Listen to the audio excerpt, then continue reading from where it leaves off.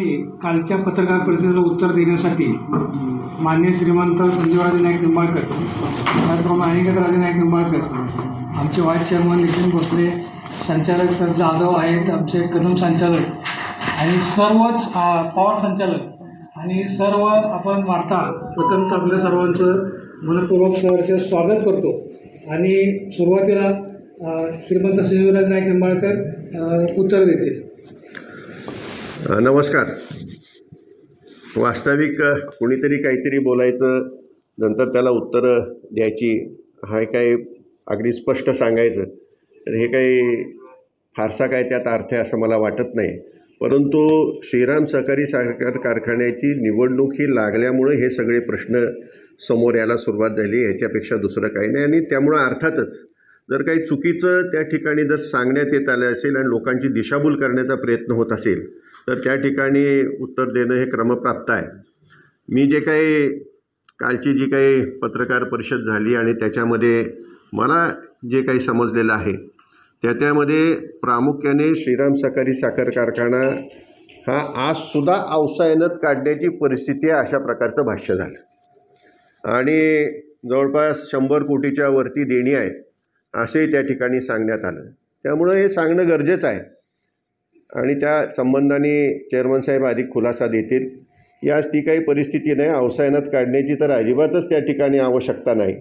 आणि अवसायनात जर निघायची जर परिस्थिती असती तर त्या ठिकाणी कुठल्याही प्रकारचा दरसुद्धा देता आला नसता. आणि आपणही पाहतोय कामगारांचे त्या ठिकाणी पगार वेळेवर होत आहेत. प्रॉव्हिडंट फंडचा 1 रुपयासुद्धा श्रीराम सहकारी साखर कारखान्याचा त्या ठिकाणी देण्याचा राहिलेला नाही. ग्रॅच्युटी वेळच्या वेळेवर चाललेली आहे. हे सर्व गोष्टी आज आपल्याला सर्वांना माहिती आहेत. आणि त्यामुळं अवसायनात नव्हे तर हा वेगाने पुढं जात असणारा गाळप क्षमता आता 5000ची आम्ही चालू वर्षी गाळून दाखवलेला आहे. आणि पुढच्या वर्ष 2 वर्षामध्ये 10,000पर्यंत त्या ठिकाणी कपॅसिटी जाईल. 90,000 लिटरची डिस्टिलरी त्या ठिकाणी तयार होईल. अशा दृष्टिकोनातून त्या ठिकाणी आजच्या घटकेला आपण पाहताय की कामकाज चालू त्या ठिकाणी आहे. ह्याच्यामध्ये श्रीराम जवार हे एकत्रित होऊन हे काम करत असताना त्याच्यावरती काही ॲलिगेशन झाले. ते अक्षरशः पूर्णपणे हे सर्वच्या सर्व ॲलिगेशन्स हे कुठलंही त्याला बेस नाही. हे सगळे खोटीनाटी त्या ठिकाणी ॲलिगेशन्स आहेत. प्रत्येक आपण जो निर्णय घेतला त्या प्रत्येक निर्णयाला त्या ठिकाणी कमिशनर ऑफ शुगर, ज्या ठिकाणी गरज असेल त्या ठिकाणी मंत्री समिती यांची मान्यता घेऊनच आपण कामकाज केलेलं आहे. याच्यामध्ये प्रामुख्याने दराचा विषय निघाला आणि FRP प्रमाणे दर देणं हे तुम्हाला बंधनकारक आहे, त्याच्यावर काय देता, अशा प्रकारची त्या ठिकाणी चर्चा होती. आता आपण आपली त्या ठिकाणी तुलना करत असताना सर्वोत्तम चालणारा कारखाना ह्याच्याबरोबर करायची का सरासरी आपल्या सातारा जिल्ह्यातील असणाऱ्या कारखान्यांच्या बरोबर करायची, हा एक खरा अर्थाने विषय आहे. आणि अगदी स्पष्ट जर म्हणायचं झालं तर ह्या ठिकाणी गेल्या 2 वर्षामध्ये FRPपेक्षा अधिक दर हा श्रीराम जवारनी त्या ठिकाणी दिलेला आपल्याला दिसून येईल. 23-24चा FRP 2,544 होती, दर त्या ठिकाणी 3,126 रुपये दिला. चालू हंगाम जो झाला तो 2,881 FRP होती, त्या ठिकाणी जवळपास 3100 रुपये श्रीराम सहकारी साखर कारखान्याने जेवढा ऊस आला तो सर्वच्या सर्व ऊसाचे पैसे 100% अदा केलेले आहेत. 1ही रुपया शिल्लक राहिलेला नाही. ही वस्तुस्थिती आहे. त्यामुळं शेतकऱ्यांना नेमकं काय पाहिजेलं आहे, शेतकऱ्यांना त्यांच्या ऊसाला योग्य दर पाहिजेला आहे आणि तो वेळेत मिळाला पाहिजे. नाहीतर जाहीर करायला काय, जाहीर कितीही करता येईल पण तो द्यायला तर पाहिजे का नो. मी ऐकलं कोणीतरी 3500 रुपये जाहीर केला आणि नंतर सांगण्यात आलं की आम्हाला परवानगी मिळत नाही द्यायला. तुम्हाला FRPच्या वर दर द्यायला कुणाचीही परवानगीची गरज नाही. अर्थात तुमच्या बँका असतील त्यात ठरवू शकतात की तुम्ही खरोखर देऊ शकता का कुठल्या पतपेढ्यांकडून आणून इकडून तिकडून आणून दर देण्याचा प्रयत्न होतो आहे. काही तसाही प्रकार आजूबाजूला तुम्ही ज्यांची नावं घेतली की अमुक कारखाने अशा प्रकारे काम करतायत, तिथं परिस्थिती आहे तशी आत्ता. मी काही त्या खोलात जाऊ इच्छित नाही. मला इतरांचं कोण कशा प्रकारे कामकाज करतं आहे ह्याच्यात मला रस नाही. पण श्रीराम सहकारी साखर कारखाना जवारच्या सहकार्यातून अत्यंत उत्तमपैकी त्या ठिकाणी चाललेला आहे. त्याच्यामध्ये कुठल्याही प्रकारच्या अडचणी नाहीत हे निश्चित आहे आणि सर्व नियमाला अनुसरूनच कामकाज त्या ठिकाणी चालतं. ज्या ज्या परवानग्या असतील त्या परवानग्या आपण वेळोवेळी घेतल्या आहेत. श्रीराम सहकारी साखर कारखाना, जवाहर सहकारी साखर कारखाना एकत्रित काम करत असताना असा एक विषय निघाल्याचं मला सांगण्यात आलं की पोत्यावरती नावसुद्धा श्रीरामचं नाही तर श्रीराम जवाहरच नाव आहे. लायसन्ससुद्धा तशाच प्रकारे घेतलं आहे आणि त्याच प्रकारे कामकाज आज चालू आहे. याच्या व्यतिरिक्त आणखी जे काही आकडेवारीच्या संबंधातले जे काही खुलासे आहेत ते चेअरमन साहेबांनी करावेत अशी मी त्यांनाच विनंती करतो. आत्तापर्यंतच्या वार्ताहर परिषदेमध्ये मी कर्जाचा विषय बऱ्याच वेळा सांगितलेला आहे. तरीसुद्धा अगदी काहीतरी बोलायचं म्हणून बोलतात. सुरुवातीपासूनचं कर्ज अगदी मी बऱ्याच वेळा सांगितलं आहे की कारखाना सुरू करताना आपली काय परिस्थिती होती आणि आत्ता काय परिस्थिती आहे. आता तर काय बोललं जातं की कारखाना सुरू होताना अवसानच करायची वेळ होती आणि आता तीच वेळ आलेली. हे साफ चुकीचं आहे. पूर्वीचं कर्ज कामगाराच्या देणे इतके मोठे आकडे होते आणि त्यावेळेस अवसानात काढण्याची वेळ होती. परंतु आत्ता अशी परिस्थिती की आपल्या कारखान्यावर कुठलाही कर्ज, व्याजाचं कर्ज किंवा ज्या पैशाला व्याज द्यावं लागतं तो एकही रुपया नाही. शासनाचं काही किरकोळ देणं आहे थकीत पूर्वीची द्यायची का न द्यायची अजून त्याच्यावर येते काय अगदी किरकोळ आहे. आता फक्त चर्चा केली जाते की जवाचं फार मोठं देणं आहे. त्यामध्ये तेच सांगतात की 17 कोटी डिपॉझिट पण घेतले, 100% घेतलेले, त्यामध्ये 8.5 कोटी व्याजाचे आहेत. ते सुद्धा बरोबर आहे, त्याचा अजिबात वाद नाही. त्यामुळे ते 17 कोटी आणि पूर्वीचे काय 2-2.5 कोटी आहे, साधारण 21-22 कोटी फक्त जवारचं देणं आहे. याच्या व्यतिरिक्त ज्या ऐच्छिक ठेवी आपण घेतल्या होत्या पूर्वी 3,26,00,000 त्यातल्या फक्त 45 लाख रुपये देणे राहिलेत की जेणेकरून ते लोक आमच्यापर्यंत आत्तापर्यंत ओरिजिनल घेऊन आलेले नाहीत. कदाचित त्यांनी झेरॉक्स आणले तरी आम्ही ॲप्रूव्ह करून त्यांना ते पैसे देण्याचा प्रयत्न केलेला आहे. फक्त जे राहिलेले जे आमच्याकडं आले नाही तेवढे फक्त 45 लाख रुपये ते देणं राहिलेले. याच्या व्यतिरिक्त व्याजाचं वगैरे कुठलंही देणं नाही. दुसरा ते एक प्रश्न निर्माण करतात की आत्ता जे आतमध्ये इन्व्हेस्टमेंट केलेले कारखाना एक्सपांड करण्यासाठी ते त्या कर्जामध्ये धरतात. परंतु आम्ही येणाऱ्या 15 वर्षामध्ये किंवा ज्या वेळेस करार झाला त्यावेळेस आम्ही असा एक कॅल्क्युलेशन करून ठेवलेले कॅश फ्लो. त्या कॅश फ्लोमध्ये हे जे एक्सपान्शन करण्यासाठी जो खर्च आहे किंवा जो खर्च होईल त्यामध्ये सांगितलं की 4.5 कोटी आता कारखाना आहे त्याला 83 लाख कोटी रुपये खर्च झाला, 10ला फक्त 25 कोटी खर्च झाला 10वर. ह्या 83मध्ये आत्ता जी इन्व्हेस्टमेंट केलेली आहे ह्या 83मध्ये जे 10,000 कपॅसिटी कारखाना करण्यासाठी लागणारे इन्स्ट्रुमेंट आतले आहेत ते सुद्धा बसवलेली आहे. म्हणजे राहिलेल्या पैशामध्ये 4.5 वरून डायरेक्ट 10वर जाईल असं नाही. फक्त बऱ्याच वेळा मी सांगतोय पॅरल क्रशिंग जे आहे मशीन तेवढं बसवायचं आहे आणि त्याच्यासाठी तो वरचा खर्च आहे. आत्ताचं 83 कोटी रुपये त्याचं जे आहे ते इन्व्हेस्टमेंट आहे, ते आमच्यावर कर्ज नाही. आणि कॅश फ्लोप्रमाणे विचार केला तर करार संपताना 15 वर्ष ज्यावेळेस होती त्यावेळेस ह्या कॅश फ्लोप्रमाणे हे संपूर्ण त्यांचं जे काय आत इन्व्हेस्टमेंट केलेली ते नील होणार आहे. त्यामुळे कृपा करून अशी कुणीही गैरसमज करून घेऊ नका की ते श्रीरामवर कर्ज आहे. ह्याच्यामध्ये प्रामुख्याने ताळेबंदात 100 कोटी रुपये देणं दाखवते हे चुकीचं आहे. नाही, ते पूर्णपणे चुकीचं आहे. ह्यामध्ये इन्व्हेस्टमेंट कॅपिटल इन्व्हेस्टमेंट त्यांनी 83 कोटी केली आहे. 10,000 करण्याकरता त्या ठिकाणी अजून एक पॅरेलल मिल टँडम टाकलं की तो 10,000पर्यंत होऊ शकतो. आणि ही जी मशिनरी टाकली आहे 15 वर्षाचा घसारा लक्षात घेतलेला आहे. आज मी जर 100 रुपयाची वस्तू टाकली ती 15 वर्षांनी तिचा घसारा काढूनच त्याची मी किंमत देणार आहे. तो सगळा विचार करून 15 वर्षामध्ये हे संपूर्ण श्रीराम जवाहरला रुपयाही देणं नसेल, इतर कोणाचंही देणं नसेल, अशा प्रकारचा कॅश फ्लोची रचना केलेली आहे. त्यामुळं 15 वर्षांनी 10,000 प्लस आणि 90,000 प्लस डिस्टिलरी त्या ठिकाणी अशाप्रमाणे आपल्याला त्या ठिकाणी मिळणार आहे. हे करण्याचा उद्देश एकच होता की अजूनही आमचं आता नेटवर्कमध्ये आम्ही प्लस जायला सुरुवात केली. पण ज्या वेळेला 15 वर्ष पूर्ण झाल्यानंतर एवढ्या मोठ्या प्रमाणात निधी उपलब्ध करणं कठीण जात होतं, म्हणून आपण हा पद्धतीने पुढं जात आहोत.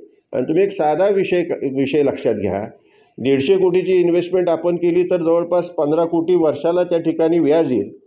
आणि 5 लाख क्रशिंग केलं तर त्या ठिकाणी 300 रुपये टनाला त्या ठिकाणी केवळ व्याजापोटी जाते. या सगळ्याचा विचार करून त्या ठिकाणी शेतकऱ्याला मॅक्झिमम त्याच्या ऊसाला दर मिळेल. शेवटी स्पर्धा आहे. तुम्हाला माहिती आहे की रामराय साहेबांनी झोनबंदी उठवण्याच्या संबंधीने जे प्रयत्न केले आणि त्यामुळं खऱ्या अर्थाने शेतकऱ्यांना आज संपूर्ण महाराष्ट्रातल्या नव्हे भारतातल्या शेतकऱ्यांना त्याचा फायदा झाला आहे आणि स्पर्धात्मक दर मिळत आहेत. आणि त्याकरता त्या स्पर्धेमध्ये उतरायचं असेल तर दर हा द्यावाच लागणार आहे. आणि जर त्या ठिकाणी स्पर्धेत आपण उतरलो नाही तर आपल्याला ऊस मिळणार नाही. हा एक साधा कॉमन सेन्सचा विषय आहे. त्यामुळे स्पर्धात्मक दर आणि त्या ठिकाणी उत्तमपैकी कारखाना चालवला तरच त्या ठिकाणी ते शक्य होणार आहे. इतर देणीसुद्धा वेळच्या वेळी दिली तरच ते शक्य होणार आहे. आणि त्यामुळं तशा पद्धतीने आपलं कामकाज आज सुरू आहे.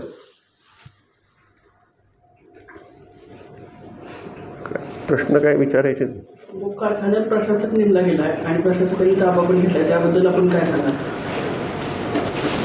सध्या बरंच काही राजकीय दृष्ट्याच चाललेलं आहे. आपल्याला त्याची कल्पना आहे. त्या ठिकाणी निवडणुकी ह्या पारदर्शक पद्धतीने व्हावे याकरता प्रशासक नेमला आहे. ते याद्या पारदर्शक व्हाव्या असा तो विषय त्या ठिकाणी आम्हाला जो काही समजला आहे. परंतु त्याचबरोबर त्या ठिकाणी माझ्या समजुतीप्रमाणे मुख्यमंत्र्यांपर्यंत जाऊन हा विषय सर्व झालेला आहे. ज्यावेळेला कमिशनर ऑफ शुगरकडं त्यांनी अपील केलं होतं, यादीच्या संबंधात त्यांनी निर्णय दिला आहे आणि त्यांनी जो अपील केलं होतं त्यामध्ये याद्यांच्या संबंधाने त्यांनी जे काही ऑब्जेक्शन घेतलं होतं त्यामध्ये प्रामुख्याने होतं की 15,000 रुपयाचा शेअर ज्यांचा पूर्ण झाला आहे का नाही आणि त्यांनाच त्या ठिकाणी मतदानाचा हक्क देण्यात यावा. आपण गेल्या अनेक वर्षापासून पाहतोय की शेअर जरी पूर्ण झाला नाही तरी आपण मतदानाचा हक्क हा अबाधित ठेवलेला आहे. मतदानाचा हक्क त्याचा काढून घेतला नाही. त्यांनी त्याच्या विरोधात त्या ठिकाणी पत्र दिलेलं आहे की त्यांचे हक्क नसावेत. जे मयत सभासद आहेत त्यांची नावं वगळावीत म्हणून अशा प्रकारचा त्यांचा अर्ज आहे आणि त्याप्रमाणे कमिशनर ऑफ शुगरने निर्णय दिला आणि मयत सभासदांची नावं वगळावीत. आता मयत सभासदांची नावं वगळण्यासाठी त्याला पद्धत आहे.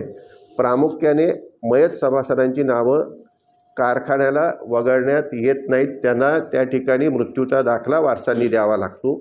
मृत्यूचा वारसा दिल्यानंतर त्याचं जर नॉमिनेशन असेल तर त्याप्रमाणे आम्ही नॉमिनेशनप्रमाणे त्या ठिकाणी त्याच्या वारसांना तो शेअर वर्ग करू शकतो आणि त्या शेअरची त्या वेळची असणारी किंमत मात्र पूर्णतः त्या वारसाला द्यावी लागते. आणि त्यामुळं काही मयत सभासदांच्या वारसांनी ते वर्ग करून घेतलेले नाहीत. परंतु 2001 पासून जवळपास 2100 ते 2200 त्या ठिकाणी सभासदांनी जे मयत सभासद होते त्यांच्या वारसांनी आपल्या नावांवरती ते शेअर वर्ग करून घेतलेले आहेत. आणि मीटिंगला जेवढे काही प्रकरणं येतात ते एकही प्रकरण अद्याप नामंजूर करण्यात आलेलं नाही. किंबहुना सर्वांना त्या ठिकाणी आमच्या यंत्रणेच्या मार्फत कृषी यंत्रणेच्या मार्फत सांगण्यात येतं की तुम्ही तुमचं त्या ठिकाणी असणारं मयत असाल तर त्या ठिकाणी मृत्यूचा दाखला देऊन त्वरित तुमचा शेअर वर्ग करण्याच्या दृष्टीने प्रक्रिया करण्याच्या दृष्टीने अर्ज त्या ठिकाणी द्यावा असं आम्ही वेळोवेळी सांगितलेलं आहे. आणि जेवढे येतात तेवढं आम्ही करायलाच तयार आहोत. त्याच्यामध्ये काही कुठल्याही प्रकारची अडचण निश्चितपणाने नाही. फक्त कारखाना ठरवू शकत नाही कोण मयत आहे आणि कोण जिवंत आहे. हे वारसांनी त्या ठिकाणी येऊन सांगितलं तरच ते आपल्याला समजणार आहे. आणि मृत्यूचा दाखला हा वारसांनीच देणं त्या ठिकाणी बंधनकारक आहे. उद्या तुम्ही मला म्हणाल की ग्रामसेवकाकडून दाखले घ्या, त्या ठिकाणी COकडून दाखले घ्या आणि तो जर चॅलेंज झाला तर पुढं काय दाखला कसायलाही कुठं मिळू शकतो तुम्हाला एक कल्पना. एखादा बोगस दाखला आला आणि त्याच्यावरून आम्ही निर्णय करायचा का? त्यामुळं वारसांनी दाखला आणून त्या ठिकाणी दिला, बरोबर अर्ज दिला, तो शेअर पूर्ण केला तर त्या ठिकाणी कुठली अडचण कारखान्याने कुठल्याही सभासदाला आजपर्यंत दिलेली नाही. तो वर्ग केलेला आहे. आम्ही गेल्या 2001 पासून कारखाना चालवत असताना कुठल्याही प्रकारचं कधीही राजकारण त्या ठिकाणी आणलेलं नाही. आणि ह्याची माहिती ॲडव्होकेट नरसिंग निकम यांनासुद्धा आहे. कधी राजकारण आणले त्यांना बोलायला नेहमीच परवानगी दिली आहे सभेमध्ये. ॲन्युअल जनरल बॉडीला ते नेहमीच बोलत होते आणि नेहमीच त्यांना व्यवस्थितपणे उत्तरं दिली आहेत. एका ॲन्युअल जनरल बॉडीला ते नाही म्हटलं तुम्हाला दर देता येत नाही तर भाड्यातले तुमचे 100 रुपये द्या. म्हणजे आम्ही बोलायला सगळ्यांना परवानगी दिली. एका बाजूला म्हणायचं भाडं कमी घेतलं. भाडं का कमी घेतलं तर उसाला जास्त भाव मिळावा म्हणून कमी घेतलं. आणि दुसऱ्या बाजूला म्हणायचं भाड्यातून द्या म्हणजे त्यावर टॅक्स भरा नंतर परत द्या. त्यापेक्षा डायरेक्ट शेतकऱ्यालाच जाऊ द्या. आमची देणी त्या ठिकाणी शून्य झाली आणि पूर्णपणे कारखाना त्या ठिकाणी नील असलेला कारखाना हा जर आपल्या सभासदांच्या ताब्यात येत असेल, त्याचबरोबर सभासदांना वेळच्या वेळेला सर्व काही मिळणार असेल, त्यांच्या ऊसाला दर मिळणार असेल, कामगारांना वेळच्या वेळ पगार मिळणार असेल, हे जर सर्व होत असेल तर अडचणीचा भागच कुठे येतो. आणि ह्याच्याशिवाय आपण केन डेव्हलपमेंटसाठी मला वाटतं या संपूर्ण परिसरामध्ये श्रीराम सोडून कोणीही काम करायला सुरुवात केलेली नाही. आपण गेल्या 2 सीझनपासून केन डेव्हलपमेंटचं काम चालू केलेलं आहे. त्याला वेगळी टीम नेमलेली आहे. त्याचबरोबर ड्रोननी सबसिडाईज रेटमध्ये आपण त्या ठिकाणी फवारणी करून देतो आहे. फलटणच्या पश्चिम भागामध्ये मोठ्या प्रमाणात खतांचं वाटप त्या ठिकाणी ड्रिप सिस्टीम बसवून देण्याच्या दृष्टीने सुद्धा त्या ठिकाणी नियोजन केलं आहे की त्या ठिकाणी ऊस वाढतो आहे आणि जो ऊस वाढत आहे त्याला योग्यरित्या जर त्याची मॅनेजमेंट झाली तर तो ऊस आपल्याला कारखान्याला आणता येईल आणि त्या ठिकाणी शेतकऱ्यालाही त्याचा फायदा होईल. त्याप्रमाणे त्यांना खतं देण्याची सुद्धा सुरुवात केलेली आहे. त्यांना ड्रिप सिस्टीम देण्याची सुरुवात केलेली आहे. ड्रिप सिस्टम त्यांनी जर लावलं तर त्याचं व्याजसुद्धा श्रीराम जवार त्या ठिकाणी स्वतःच्या अंगावरती घेत आहेत. ह्या सर्व योजना ऊसवाढीच्या दृष्टिकोनातून सुरू केलेल्या आहेत. एवढंच नव्हे तर सीझन हा जास्तीत जास्त व्हावा, केवळ 2 आणि 3 महिन्यात संपू नये याकरता सुद्धा अनेक व्हरायटीज त्या ठिकाणी आपण शेतकऱ्यांना लावायला प्रवृत्त करतो आहे. ज्या लेट व्हरायटीज आहेत त्या लावायला प्रवृत्त करतो आहे आणि त्याचबरोबर उशिरा तुटणाऱ्या ऊसाला सुद्धा काही प्रमाणात त्या ठिकाणी सबसिडी देऊन तो ऊस आणावा अशा प्रकारचे नियोजन केलं आहे. संपूर्ण त्या कामगारांची अडचण लक्षात घेता, ऊस तोडणी कामगारांची अडचण लक्षात घेता ऊस तोडणी ही पुढच्या भविष्यामध्ये मशिनरीनेच करावी लागेल आणि ती कशी करावी ह्या दृष्टीने सुद्धा त्या ठिकाणी मार्गदर्शन करण्याच्या दृष्टीने आपण काम चालू केलेलं आहे. म्हणजे एक उत्तमपैकी युनिट या संपूर्ण परिसरामध्ये निर्माण करण्याच्या दृष्टीने त्या ठिकाणी सर्वतोपरी प्रयत्न त्या ठिकाणी आम्ही करत आहोत. त्याचं अजून एक आरोप केलं की आधी भाडं विकावाकडनं जास्त घेत होतो आणि आता कमी केलं आहे. मी त्याचं उत्तर तुम्हाला तेच दिलं की आम्ही जो कॅश फ्लो बसवला त्याप्रमाणे आम्ही त्या ठिकाणी भाडं म्हणा कॉम्पन्सेशन म्हणा ते ठरवलं. ह्याचं कारण एकच आहे की पैसे शेतकऱ्याला जावेत. शेवटी स्पर्धा आहे आणि स्पर्धेमध्ये जर तुम्ही देऊ शकला तरच तुम्हाला ऊस मिळणार आहे.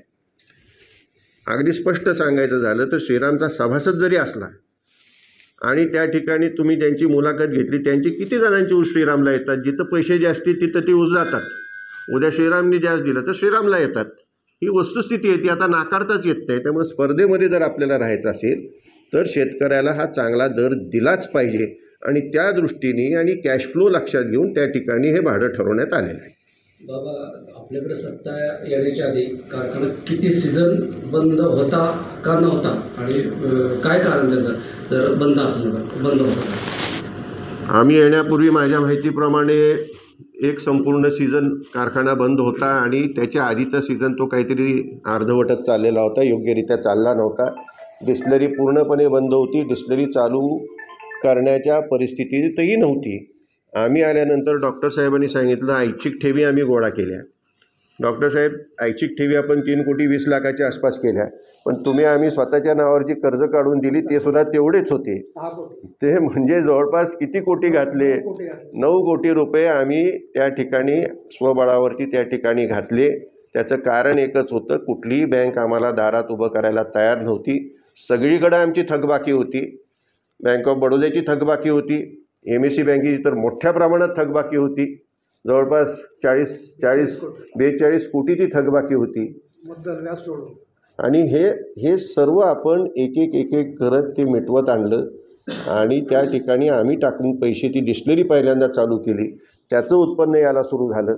कारखाना चालू केला, पण अडचणी ह्या येतच राहिल्या. आम्ही साखर तयार केलेली प्रॉव्हिडंट फंड घेऊन जायचं, ते सेल टाकायचे. ह्या सर्व अडचणी येत असल्यामुळं शेवटी हा चालवायला द्यायचा निर्णय केला. म्हणजे ही अवसायनात काढण्याशिवाय पर्याय नसलेली संस्था होती, हे स्पष्टपणे मी सांगू इच्छितो. थोडक्यात बंदच होता, तुम्ही चालवला? आम्ही काही करून तो चालवला, काही करून चालवलाय तो. अजून एक आरोप त्यांनी केला की सहकारी संस्था ज्या आहेत ते मोडकळीस आणण्याचं काम म्हणजे राजगटाच्या वतीने केले गेलं. दूध संघ असेल, खरेदी विक्री संघ असेल, त्याबाबत आपण काय सांगाल? तुम्ही खरेदी विक्री संघाचा विषय घेतला. हा त्या ठिकाणी जे कोणी पाहत होते ते आज तागायत तेच पाहतायत आणि त्याला वेगवेगळ्या प्रकारच्या अडचणी येत गेल्या, शासनाच्या काही निर्णय बदलले, त्यामुळं अडचणी तर ते आहेत. आणि त्यामध्ये माझ्या समजुतीने श्रीमंत शिवरूपराजेसुद्धा खरेदी विक्री संघात होते. त्यांना हा प्रश्न विचारला तर माझ्यापेक्षा त्यांना अधिक माहिती आहे. दूध संघाच्या बाबतीत त्या ठिकाणी DK पवार होते, तेही चेअरमन होते. दूध संघ कुणाला दूध द्यायचा? महानंदाला दूध द्यायचा. आता ते महानंदाच बंद पडलं तर दूध संघ दूध कुणाला देणार? आणि सहकारी तत्वावर चाललेले किती दूध संघ चालू आहेत, तर त्यापैकी फलटण दूध संघ चालू आहे आणि तो चालू ठेवला आहे आणि भविष्यात सुद्धा तो चालू राहून त्याची निश्चितपणे थोडा सुव्यवस्थित आणण्याच्या दृष्टीने त्या ठिकाणी आमचे प्रयत्न राहतील. त्यांना संपूर्णपणे सहकार्य करण्याची भूमिका राहील. बाबा, काल राजू शेट्टींना पत्रकारांनी प्रश्न विचारला, प्रशासक नेमला आहे ह्या संदर्भात प्रश्न विचारला होता, तर त्यांनी असं म्हटलं की सरकारचा डाव आहे की हा प्रशासक नेमून हे सहकारी संस्था कशाला घालायच्या, बदल बच्चांच्या कशाला घालायच्या. आता प्रशासक नेमून ते काय ते साध्य करणार आहेत मला माहीत नाही. शेवटी जे काही नियम आहेत त्या नियमाप्रमाणे याद्या तयार झालेल्या आहेत. 2 वर्षापूर्वीची जेवढी नावं आहेत ती सर्वच्या सर्व घेतली आहेत. कुणी आम्ही यादीतून वगळलेलं नाही. कोणाला जमिनी आहेत नाहीत हाही विचार न करता जेवढे सभासद आहेत, शेवटी तो सभासद आहे, त्याचे हक्क त्याला प्राप्त झाले पाहिजेत. ते सर्व हक्क राहण्याच्या दृष्टीने आम्ही सर्वच नावं घेतलेली आहेत. त्यांनी हा एक मुद्दा काढला होता की जमिनी आहेत त्यांच्या तपासून घ्या. आमची काहीच हरकत नाही, कारण आम्ही जे सभासद केलेत ते पाहूनच केलेत की जमिनी असलेले. जमिनी नसलेले कुणाचे सभासद आहेत मला माहीत नाही. त्यामुळे त्याचा उलटा जर तसं झालं तर आमचा फार मोठा फायदा होईल. आणखी 100-500ने आम्ही त्या ठिकाणी आघाडी घेऊ. साळुंखे पाटील काल म्हणाले की रामराजांनी 40 वर्षात कोणतीही संस्था काढल्यास मला आठवत नाही. वडिलांनी आजोबांनी काढलेल्या संस्थेवरती राजकारण करतात. अनेक संस्था निर्माणही झालेल्या आहेत. अनेकांना कल्पना नसेल. श्रीमंत रामराजे वाहतूक संस्थाच आहे. आम्ही फारसा त्याचा उल्लेख करत नाही. त्याचा किती मोठा टर्नओव्हर आहे हे आता मला आवर्जून माहिती द्यावी लागेल. आणि ह्याहीपेक्षा अडचणीत आलेल्याच दुरुस्त करता करता कित्येक वर्ष त्यामध्ये गेली. श्रीराम सहकारी साखर कारखाना त्या ठिकाणी मोठं उदाहरण आहे. त्यामुळं अडचणीत असलेल्या संस्था आपण बाहेर काढत गेलो. ते एका बाजूला हे म्हणत असताना त्यांच्याकडं सुद्धा त्या ठिकाणी साखरवाडीचा कारखाना होता. ती संस्था किती अडचणीत आलेली होती असं माझ्या ऐकण्यात आलं. ते म्हटले की फक्त बँकेची काहीतरी 40-50 कोटी देणी होती, ह्याच्यापेक्षा काही नव्हतं. अख्ख्या सीझनचं 1 रुपया तरी उसाचा दिला का? काय हास्यास्पद आहे सगळं. अख्ख्या सीझनचं HNT म्हणजे हार्वेस्टिंग, ट्रान्सपोर्ट, तोडणी, वाहतूक आणि एकाही ऊस उत्पादकाला रुपयासुद्धा मिळालेला नाही. या अख्ख्या सीझनचा खर्च किती? प्रॉव्हिडंट फंडचे अजून त्यांनी कित्येक पैसे भरलेले नाही. तुम्हाला माहिती करता सांगतो, श्रीरामची 30 परिस्थिती होती, साखरवाडीची 30 होती. कामगाराला फक्त त्याचा रोखीचा पगार द्यायचा, असलेल्या कपाती कुठल्याही करायच्या नाहीत. प्रॉव्हिडंट फंडची कपात नाही, त्यांनी घेतलेल्या कर्जाची कपात नाही, ग्रॅच्युटीची कपात नाही, काही करायचं नाही. फक्त त्याचा रोखीचा पगार द्यायचा, कपाती करायच्या आणि त्या पाठवायच्याच नाहीत कारण पैसेच नसायचे. ही परिस्थिती. त्यांचा प्रॉव्हिडंट फंड किती राहिलेला होता. ह्या सगळ्याच्या कामगारांची देणी किती होती. म्हणजे प्रल्हाद पाटलांनी जो एक कारखाना त्यांनी पूर्णपणे बुडवला, अख्खा सीझन रुपया नाही कोणाचाच, आणि त्यांनी कारखानदारीबद्दल बोलावं म्हणजे फार मोठं एक हास्यास्पद आहे. त्यांनी कारखानदारीबद्दल बोलूसुद्धा नाही. काय संबंध आहे त्यांचा बोलण्याचा. एक अख्खा कारखाना बुडवला आहे त्यांनी. आज तो कारखाना NCLTच्या माध्यमातून दत्त इंडियाकडे गेला आहे. त्यामुळं जी परिस्थिती आपण ती आजूबाजूची पाहतोय, आज त्यांचं क्रशिंग किती झालं आहे. आज त्या ठिकाणी ऊस उत्पादकांना त्यांच्यामुळे 3100 रुपये सर्व परिसरामध्ये सर्वांना द्यावे लागले. हे आपण पाहतोय ना. म्हणजे उत्तमपैकी चाललेला त्या ठिकाणी कारखाना आहे, तोही दुरुस्त करण्याचं काम त्या ठिकाणी रामरे यांना करावं लागलं. म्हणजे तुम्ही जे उद्योग करून ठेवले होते ते दुरुस्त करण्याचं काम त्या ठिकाणी रामरे यांना करावं लागलं. हे आम्हाला सर्वांना करावं लागलं. आणि आम्ही ज्या वेळेला आलो त्यावेळेला तुम्ही संचालक मंडळ काढून बघा कोण कोण होती. संचालक मंडळात कोण कोण होती काढून बघा. आणि त्यांच्या नावावरती अजूनही ॲडव्हान्सेस आहेत. त्यांच्यापैकी काहींच्या नावावर अजूनही ॲडव्हान्सेस आहेत. ते काढून बघा तुम्ही. मी आता काही कोणाची नावं घेत नाहीत आणि सांगत नाही, पण काढून बघा. तिथं जे बसले होते आणि कार मोठी कारखानदारी आम्ही चालवतो असा जो वाव आणत होती, त्यांच्यापैकी सुद्धा काही आहेत त्या. डॉक्टर निकमाने एक असा आरोप केला की कारखान्यामध्ये प्रचंड मोठ्या प्रमाणावर आर्थिक घोटाळा झालेला आहे. आर्थिक घोटाळा श्रीराम चालवत असलं तर श्रीरामला करता येईल. श्रीराम जवाहर हा कारखाना चालवत आहे आणि त्यामुळं आर्थिक घोटाळा होण्याचा संभवच कुठं आहे. कुठं करणार आर्थिक घोटाळा? हा दर द्यायचा आणि आर्थिक घोटाळा करायला वाव कुठं राहतो. आणि तशा प्रकारची प्रवृत्ती गेल्या 20 वर्षापासून मी पाहतो आहे. त्या ठिकाणी काही काळ मी चेअरमन होतो, त्यानंतर डॉक्टर शेंडे त्या ठिकाणी चेअरमन आहेत, आमचे अनेक संचालक आहेत. एकाही जणाची कुठल्याही प्रकारची कसली अपेक्षा ह्या कारखान्याच्या माध्यमातून नव्हती. फक्त त्या ठिकाणी आमच्या ऊसाला दर द्या आणि आमचा ऊस लवकरात लवकर न्या, ह्याच्यापेक्षा दुसरी कुठली मागणी कधी कुठल्या संचालकाची नव्हती. ॲडव्होकेट नरसिंह निकम म्हणाले की श्रीरामची बरोबरी नेहमी रणजितदादांच्या कारखान्याबरोबर खाजगी काढलेल्या आहे. श्रीरामची बरोबरी माळेगावच्या किंवा सोनमिश्रच्या कारखान्याबरोबर आम्ही श्रीरामची बरोबरी कुणाही बरोबर करत नाही. माळेगावची पद्धत तुम्हाला माहिती आहे. त्या ठिकाणी तिथल्या ऊस उत्पादकाला त्यांच्या सभासदाला एक दर असतो, गेटकेनला वेगळा दर असतो. श्रीराममध्ये तसं काही होत नाही. तसं जर केलं तर त्या ठिकाणी मग इथल्या सभासदाला वेगळा, दुसऱ्या ऊस उत्पादकाला वेगळा, असं केलं तर सभासदाला वाढीव दर देता येईल. पण हे करणं उचित नाही. सर्वच ऊस उत्पादकांना सर्वच ठिकाणी एकच दर असतो. हे पूर्वीच्या गोष्टी होत्या. सभासदाला त्यावेळेला वेगळ्या प्रकारे ते ह्याच्यामध्ये सभासदाला दर वाढवून द्यायचे. तुमच्या टिपरीमध्ये कांड्या टिपरीचा वेगळा दर निघायचा आणि तो फक्त सभासदाला मिळायचा खोडकीमध्ये. तसं आता राहिलेलं नाही. दर सगळ्यांना हा सारखाच द्यावा लागतो. तसं जर केलं तर सभासदांना वाढीव दर देता येऊ शकतो. आणि आपण बरोबरी करत असताना आपण काही कुणाही बरोबरी करत नाही. आपण आपल्या पद्धतीने उत्तम चालवायचा प्रयत्न करून जास्तीत जास्ती कसा नफा हा त्या ठिकाणी शेतकऱ्यांचा, ऊस उत्पादकाचा होईल असाच आमचा त्या ठिकाणी प्रयत्न असतो. आता त्यांनी काढण नसताना त्यांच्याबरोबर आमची बरोबरी ओढवून घेतली. मला बरोबरी आम्हाला कुणाबरोबर करायचीच नाही बरोबरी. आम्हाला उत्तमपैकी चालून पुढं जायचं. ग्रामपंचायतीचे 9 सदस्य पात्र झाले. त्यांना काल प्रेस कॉन्फरन्स तिथल्या गावच्या 5 त्यांना चापला. आता माझ्या माहितीप्रमाणे हे जे 9 जे ग्रामपंचायतीचे सदस्य आहेत त्याच्यामध्ये सरपंच आहेत, त्यांना अपात्र करण्यात आलं. उपसरपंच आहेत, त्यांना अपात्र करण्यात आलं. त्याच्यामागे एकच मुद्दा होता की ग्रामसेवक ज्या वेळेला त्यांना स्वीकारायचा होता त्यांना सह्यांचे अधिकार द्यायचे होते. एका मिटिंगमध्ये सरपंचासहित सर्वांनी ठरवलं की सातत्याने ग्रामसेवक बदलला जातो आहे, आम्हाला कायमस्वरूपी द्या, आम्ही कुणीही स्वीकारायला तयार आहे.